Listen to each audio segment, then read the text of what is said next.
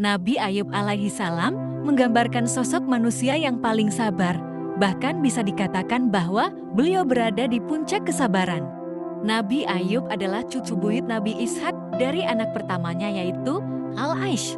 Nabi Ayub diberi kenikmatan berupa keimanan, ketakwaan, dan dijadikan seorang nabi oleh Allah. Selain itu, beliau juga diberi kenikmatan dunia yang luar biasa, berupa harta yang melimpah seperti perkebunan yang luas dan hewan ternak yang banyak.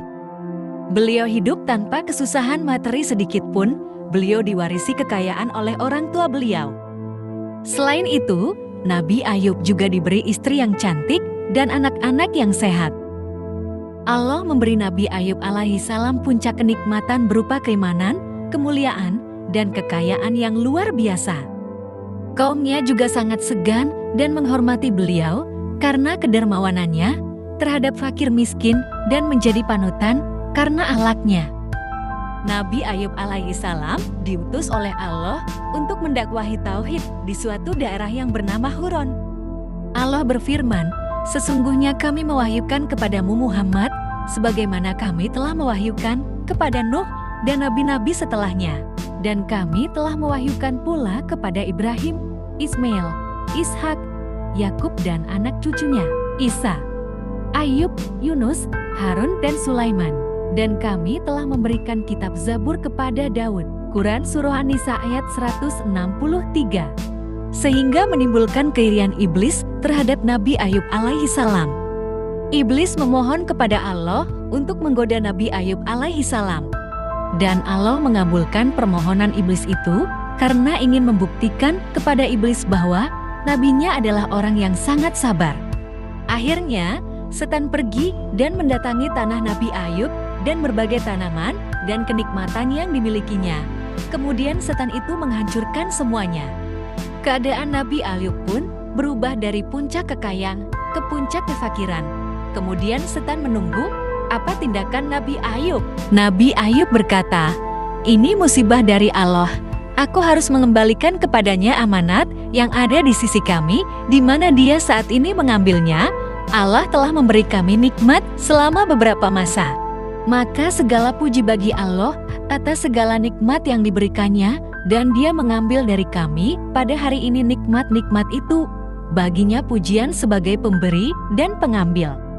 Aku dalam keadaan ridho dengan keputusan Allah. Dialah yang mendatangkan manfaat dan mudarat. Dialah yang memberi ridho dan dialah yang murka. Dia adalah penguasa. Dia memberikan kerajaan kepada siapa yang dikehendakinya dan mencabut kerajaan dari siapa yang dikehendakinya. Dia memuliakan siapa yang dikehendakinya dan menghinakan siapa yang dikehendakinya." Kemudian Nabi Ayub sujud dan iblis tampak tercengang melihat pemandangan tersebut. Lalu setan kembali kepada Allah dan berkata, "Ya Allah, jika Ayub tidak menerima nikmat kecuali dengan mengatakan pujian dan tidak mendapatkan musibah kecuali mendapatkan kesabaran, maka hal itu sebagai bentuk usahanya karena ia mendapatkan anak." Riwayat mengatakan bahwa Allah membolehkan bagi setan untuk berbuat apa saja kepada anak-anak Ayub. Kemudian setan menggoncangkan rumah yang di situ anak-anaknya tinggal sehingga mereka semua terbunuh. Dalam keadaan demikian, Nabi Ayub berdialog kepada Tuhannya dan menyeru, Allah memberi dan Allah mengambil. Maka baginya pujian saat dia memberi dan mengambil, saat dia murka dan ridho, saat dia mendatangkan manfaat dan mudarat. Kemudian Ayub pun sujud dan iblis lagi-lagi tampak tercengang dan merasa malu. Iblis kembali menemui Allah dan mengatakan bahwa Ayub dapat bersabar karena badannya sehat. "Seandainya engkau memberi kekuasaan kepadaku, ya Robbi, untuk mengganggu badannya, niscaya dia akan berhenti dari kesabarannya." Riwayat mengatakan bahwa Allah mengizinkan setan untuk mengganggu tubuh Ayub. Namun lagi-lagi, Nabi Ayub tetap bersabar dan bersyukur kepada Allah. Beliau memujinya pada hari-hari kesehatannya dan ia tetap memuji Allah saat mendapatkan ujian sakit. Penyakitnya itu berupa penyakit kulit yang menular, sehingga lama-kelamaan kaumnya menjauhi Nabi Ayub alaihissalam karena penyakitnya itu. Namun istri beliau dengan setia dan penuh pengabdian merawat Nabi Ayub alaihi salam. Kesabaran beliau atas penyakitnya tidak membuat imannya gentar, bahkan semakin kuat imannya, dan ia termasuk orang yang pandai bersyukur dan bersabar atas ujiannya. Setan tidak puas dengan apa yang dia lihat terhadap ujian Nabi Ayub. Ia meminta kepada Allah untuk ditambah ujian terhadapnya. Sehingga Allah juga menguji Nabi Ayub alaihi salam dengan kematian anak-anaknya secara tiba-tiba, ditambah lagi dengan perkebunannya rusak dan hewan ternaknya mati semua.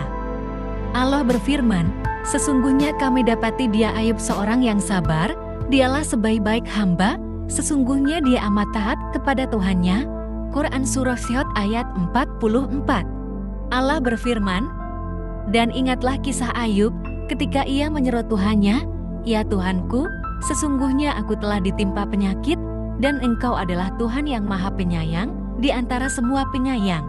Maka kami pun memperkenankan seruannya itu, lalu kami lenyapkan penyakit yang ada padanya, dan kami kembalikan keluarganya kepadanya, dan kami lipat gandakan bilangan mereka. Sebagai suatu rahmat dari sisi kami, dan untuk menjadi peringatan bagi semua yang menyembah Allah." Quran Surah Al-Anbiya ayat 83-84.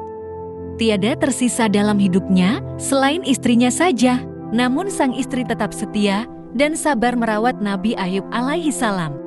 Setan dengan rasa iri dan amarah yang sangat terhadap kesabaran Nabi Ayub, sehingga membuat dia berpikir keras untuk melakukan rencana. Terbukalah di hadapan iblis suatu ide yang baru. Lalu ia pergi ke istri Ayub dan memenuhi hatinya dengan rasa putus asa, sehingga ia pergi ke Ayub dan berkata padanya, "Sampai kapan Allah menyiksamu? Di mana harta, keluarga, teman, dan kaum kerabat? Di mana masa jayamu dan kemuliaanmu dahulu?" Mendengar perkataan istrinya itu, Nabi Ayub menjawab, "Sungguh engkau telah dikuasai oleh setan. Mengapa engkau menangisi kemuliaan yang telah berlalu dan anak yang telah mati?" Perempuan itu berkata, "Mengapa engkau tidak berdoa kepada Allah agar Dia menghilangkan cobaan darimu dan menyembuhkanmu serta menghilangkan kesedihanmu?" Nabi Ayub berkata, "Berapa lama kita merasakan kebahagiaan?" Istrinya menjawab, 8 tahun. Ayub berkata, "Berapa lama kita mendapat penderitaan?" Istrinya menjawab, 7 tahun. Ayub berkata, "Aku malu jika aku meminta agar Allah melepaskan penderitaanku ketika aku melihat masa kebahagiaanku. Sungguh imanmu tampak melemah dan keputusan Allah membuat hatimu menjadi sempit. Seandainya aku sembuh dan kembali kepada kekuatanku, niscaya aku akan memukulmu dengan 100 kali pukulan dari tongkat. Sejak hari ini, aku tidak memakan dari makananmu dan dari minumanmu atau memerintahkanmu untuk melakukan suatu urusan. Maka pergilah kau dariku." Kita telah memahami bahwa Nabi Ayub adalah hamba yang saleh dari hamba-hamba Allah Subhanahu wa Ta'ala. Allah menginginkan untuk mengujinya dalam hartanya, keluarganya, dan badannya. Hartanya hilang sehingga ia menjadi orang fakir setelah sebelumnya ia termasuk orang yang paling kaya. Kemudian, ia ditinggalkan oleh istrinya dan keluarganya sehingga ia merasakan arti kesunyian dan kesendirian, lalu ia ditimpa penyakit dalam tubuhnya dan ia merasa menderita karenanya. Tetapi beliau tetap sabar menghadapi semua itu dan tetap bersyukur kepada Allah. Sakit yang dideritanya cukup lama sehingga beliau menghabiskan waktu-waktu dan hari-harinya dalam keadaan sendirian bersama penyakitnya, rasa sedihnya, dan kesendiriannya. Demikianlah Nabi Ayub merasakan segitiga penderitaan. Segitiga penderitaan dalam hidupnya, yaitu sakit, kesedihan, dan kesendirian. Di saat beliau mendapat cobaan seperti itu, pada suatu hari datang pada beliau salah satu pemikiran setan. Pikiran itu berputar-putar di relung hatinya. Pikiran itu mengatakan padanya, "Wahai Ayub, penyakit ini dan penderitaan yang engkau rasakan oleh karena godaan dariku. Seandainya engkau berhenti sabar dalam 1 hari saja, niscaya penyakitmu akan hilang darimu." Kemudian, manusia-manusia berbisik-bisik dan berkata, seandainya Allah mencintainya niscaya, ia tidak akan merasakan penderitaan yang begitu hebat. Demikianlah pemikiran yang jahat itu. Setan tidak mampu untuk mengganggu seseorang kecuali dengan izin Allah, sebagaimana Allah tidak menjadikan cintanya kepada manusia identik dengan kesehatan mereka. Istri Nabi Ayub datang dan mendapati Nabi Ayub dalam keadaan marah. Istrinya itu menutupi kepalanya dengan suatu kain tertutup. Istri Nabi Ayub menghadirkan atau menghidangkan makanan yang baik untuknya. Nabi Ayub bertanya padanya, "Dari mana engkau mendapati uang?" Nabi Ayub telah bersumpah akan memukulnya 100 kali pukulan dengan tongkat ketika beliau sembuh, tetapi kesabarannya sungguh sangat luas seperti sungai yang besar.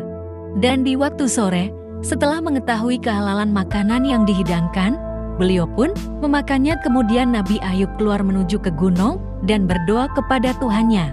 Allah berfirman, "Dan ingatlah akan hamba kami Ayub ketika ia menyeru Tuhannya, sesungguhnya aku diganggu setan dengan kepayahan dan siksaan." Allah berfirman, "Hantamkanlah kakimu, inilah air yang sejuk untuk mandi dan untuk minum, dan kami anugerahi dia dengan mengumpulkan kembali keluarganya, dan kami tambahkan kepada mereka sebanyak mereka pula sebagai rahmat dari kami dan pelajaran bagi orang-orang yang mempunyai pikiran. Dan ambillah dengan tanganmu seikat rumput. Maka pukullah dengan itu, dan janganlah kamu melanggar sumpah. Sesungguhnya kami mendapati dia Ayub seorang yang sabar, dialah sebaik-baik hamba, sesungguhnya dia sangat taat kepada Tuhannya." Quran Surah Syod ayat 41-44. Allah memerintahkan beliau untuk mandi di salah satu mata air di gunung. Allah memerintahkannya agar beliau minum dari mata air ini. Kemudian Nabi Ayub melaksanakan perintah ini dan mandi serta minum. Belum lama beliau minum pada tegukan yang terakhir sehingga beliau merasakan sehat dan sembuh total dari penyakitnya. Kemudian suhu panas dalam tubuhnya pun kembali normal seperti biasanya. Nabi Ayub kembali mendapatkan kesehatannya setelah lama merasakan penderitaan dan sakit. Nabi Ayub bersyukur kepada Allah Subhanahu wa Ta'ala. Setelah sembuh, beliau mengingat beliau telah bersumpah untuk memukul istrinya sebanyak 100 pukulan dengan tongkat ketika beliau sembuh. Walaupun Allah mengetahui bahwa beliau tidak bermaksud untuk menyakiti istrinya, namun agar beliau tidak sampai melanggar janjinya dan sumpahnya, Allah memerintahkannya agar segera mengumpulkan seikat ranting dari bunga raihan yang berjumlah 100 dan hendaklah beliau memukulkan itu kepada istrinya dengan sekali pukulan. Dengan demikian, beliau telah memenuhi sumpahnya dan tidak berbohong. Allah berfirman, "Dan ingatlah kisah Ayub ketika ia menyeru Tuhannya, 'Ya Tuhanku, sesungguhnya aku telah ditimpa penyakit, dan Engkau adalah Tuhan yang Maha Penyayang di antara semua penyayang.' Maka kami pun memperkenankan seruannya itu, lalu kami lenyapkan penyakit yang ada padanya, dan kami kembalikan keluarganya kepadanya, dan kami lipat gandakan bilangan mereka. Suatu rahmat dari sisi kami, dan untuk menjadi peringatan bagi semua yang menyembah Allah." Quran Surah Al-Anbiya ayat 83-84. Allah memberikan kepada Ayub dan keluarganya dan orang-orang yang seperti mereka suatu rahmat dari sisinya, sehingga Nabi Ayub tidak kembali sendirian. Allah memberinya berlipat-lipat kekayaan dan kemuliaan dari sisinya, sehingga Ayub tidak menjadi fakir.